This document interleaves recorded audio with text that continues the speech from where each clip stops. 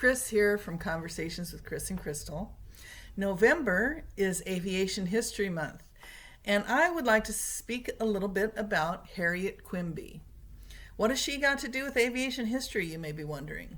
After all, everybody's heard of Amelia Earhart, but you probably did not know this, but Amelia Earhart was not the first female pilot. In fact, even Harriet Quimby was not the first female pilot, but she was the first American female pilot. And I just thought I'd share with you a little bit of information about her. Now, Harriet Quimby, we're not sure when she was born because she lied about her age. She was either born in 1875 or 1885. We don't know. She was born in Michigan. She became a reporter, photographer, and literary and theatrical writer for Leslie's Magazine from 1903 to 1912, and she lived in New York at that time. Now, in October 1910, she became fascinated with aviation. She went to an air show called the Belmont Park Air Meet, and that's when she decided she wanted to learn to fly. So she learned to fly, and I hope I'm not butchering the name of this school, at the Moisant Aviation School in Mineola on a French Blériot monoplane. She passed her licensing test on August 1st, 1911, and became the first licensed female pilot in the United States, and the second licensed female pilot in the world, following the Baroness de la Roche of France. Now, she participated in several air shows in the fall of 1911. She just loved flying, and she touted it as a great sport for women to participate in. She became the first woman to fly the English Channel on April 15th, 1912. But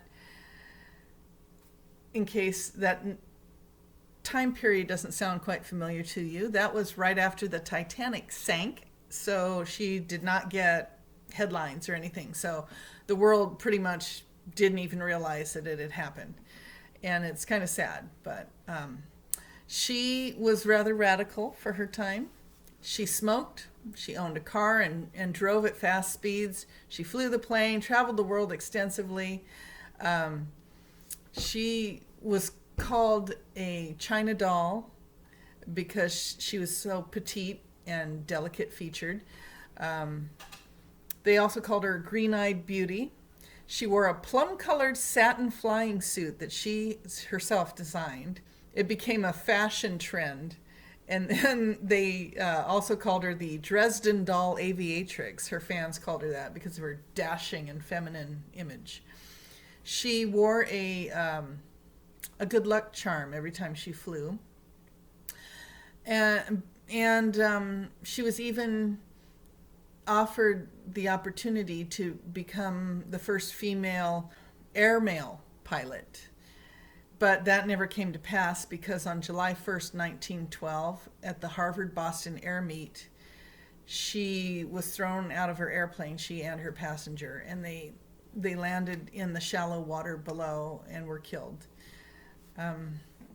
It's really sad because who knows where her life could have gone and what she could have ended up doing, over time. But on April 28th, 1991, the U.S. Post Office issued a commemorative stamp honoring her contributions to aviation, and the stamp just says, Harriet Quimby, Pioneer Pilot. Well, it was because of that stamp that I became interested. I was like, who was this person? I've never heard of her. And so that's why I'm sharing this with you, so that you might be interested and want to learn more about her as well. There is a book that was published about her life. I think it's out of print now, but you can probably find it on Amazon. That's Harriet Quimby, America's First Lady of the Air by Ed Y. Hall. And that was a good one because it goes through her whole life story, and it's a very interesting read. So I highly recommend that. And that is about it for today. So thank you for watching. Hope that sparked your interest in Harriet Quimby. And as we always like to say, take care of yourself because nobody else will.